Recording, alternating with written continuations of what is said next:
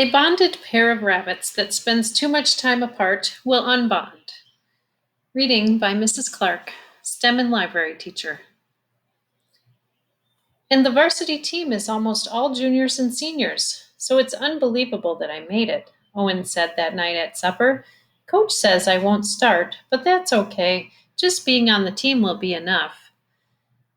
Enough to make you busy every afternoon. I swirled a piece of my spaghetti on my plate with my fork. Yes, that's amazing, Mom smiled at me, and Emma had a friend over today.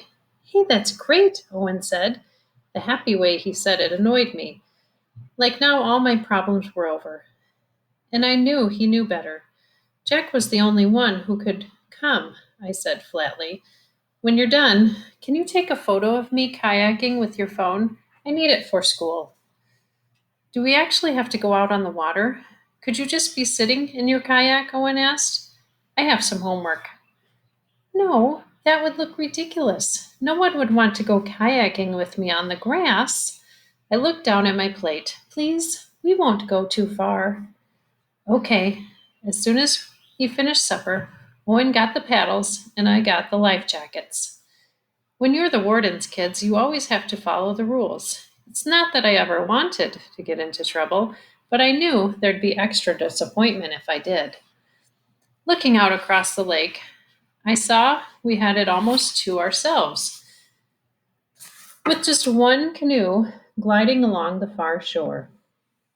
Most of the summer, people had already gone home, closing up their camps and pulling their docks out of the water. It was so quiet that I could hear a woodpecker drumming on a tree across the lake. I threw my flip-flops into the bottom of the kayak. Holding my paddle across the front, I climbed in. Take my phone while I push you off, Owen said. I tucked his phone into my pocket. I love that moment when Owen gives me a shove out past the drop-off, and suddenly it's just water under my kayak. I think it must be close to what a bird feels when it lifts off and flies. A quick burst, and then you leave the ground behind you. It's a free fit feeling with nothing holding you back. Where do you want to take the photo? Owen asked, paddling up beside me. I want Eagle Island behind me.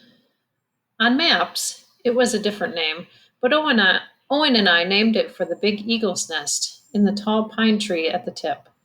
When the eagles were nesting or had eaglets, we weren't allowed on the island. But the juveniles had flown off weeks ago. We still saw them in the treetops around the lake from time to time, but they were on their own now. Kayaking to Eagle Island would take a little time too. Time that I didn't have to share Owen with anyone. The lake was almost flat, just a breeze wrinkling the surface. As I paddled, I cut a path through the ripples. A little kingfisher cackled at us, flying low over the waves. He landed on a dead branch that stretched over the water. As we caught up with him, he flew off again, complaining. Owen was digging his paddle so hard that my arms were getting sore trying to keep up with him. The breeze kept blowing my hair across my nose, and it itched every time. Finally, I gave up and let him get ahead. I took his phone from my pocket and shot a photo of him kayaking away from me.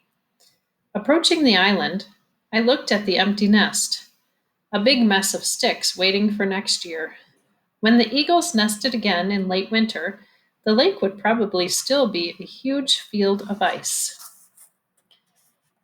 It's hard to imagine winter in other seasons, but it's a different world out here. Light reflects on the ice, and the wind blows strong because there's nothing on the lake to slow it down. It roars against my bedroom windows and whispers through the tiny spaces around the back door. The wind also sweeps the ice clean, so clear and smooth that ice skates fly over it. Owen and I barely went skating at all last year. I missed shouting and hearing our voices echo out in the middle. I missed how Mom would put the outside light on to tell us when it was time to come back. If we were skating way out in the middle, the light was small, a tiny dot of yellow in the darkening air. Maybe Owen and I'd go skating this winter. Soccer would be over by then. Or maybe for something, he'd sign up for something else at school that he'd do without me. But at least now I had Lapi at home to keep me from feeling lonely. If things didn't get better at school, I wondered how long Mom would make me wait before I could go back to homeschooling. Surely before winter came.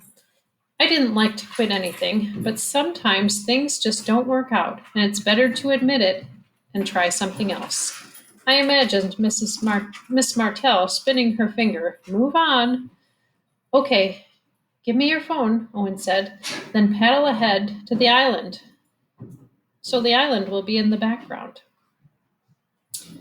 As he shot photos, I smiled, trying to look fun and outdoorsy. I'll email those to you, Owen said. I thought he'd start for home, but he kayaked past me to the island. As I beached my kayak next to his, Owen picked up a small rock and threw it. Beat that. I picked up a rock and threw it as hard as I could. It didn't go as far as his, so I tried again. We threw rocks over and over, watching the ripples speeding outward and connecting with each other. I threw with my whole arm each time, but I still couldn't beat his. We should head home, Owen finally said. Finally. I reached down and picked up one last stone. I slipped it into my pocket. What will you write on it? He asked. Hope, I said. I can't believe you don't already have that one, Owen said, picking up another rock. I've always had hope. I didn't need a rock to give me extra, I sighed. Do you ever wish you could go backward? Not usually, Owen said, but that doesn't mean I don't miss some things. I couldn't look at him. I wondered if I was one of those things, but I was too afraid of the answer. If I could go back, I said, I'd go back to the day when you and I and Pepe and were at Pepe and Mimir's house. I miss those days a lot. Owen said, me too. I don't think I'd want to go backward for good, though. I'd miss some now things. But you wouldn't know about the now things because they wouldn't have happened yet, I said. Owen looked at me. Is school really going so terribly that you want to go backward? I lifted one shoulder. Well, no one has bullied me or pushed me into a locker or any of those other mean things kids do to each other on TV shows. Mostly, kids just ignore me. I looked down at my feet. It's harder to be different than I thought it would be, though. You'd think with all those kids it'd be easy to make friends, but it isn't. It seems like most kids already have enough friends, and they aren't looking for any more. It might look that way, Owen said, but everyone wants friends. Remember that, okay? Okay, I said, though it didn't seem true. I do have a plan that might help. I'm going to ask Dad if he'll bring Lapi to school as part of my group project. I bet the kids would like him, and I'll be the girl with the adorable rabbit, not just the new kid with red hair. Owen smiled. I hope Lapi brings some rabbit magic with him, like Pepe used to say. He remembered. I nodded. Me too. Pepe would have a story about Monsieur Lape going to school, Owen said. Monsieur Lape would sneak into the cafeteria and raid the salad bar. The lunch ladies would go to serve lunch and find the lettuce bin empty. I laughed, and no carrots or blueberries. I'm glad Dad let you keep Lape, Owen said, though I knew the second I saw him. If the shelter didn't know where he belonged, he'd be coming back home with us, he grinned. It's hard to say no to you when you really want something, Em. Dad didn't stand a chance. I grinned back. That's because Lapi belongs with us. Owen picked up his paddle. We should get back now, though. It's getting dark, and I really do have homework. Did you want me to push you off? Okay.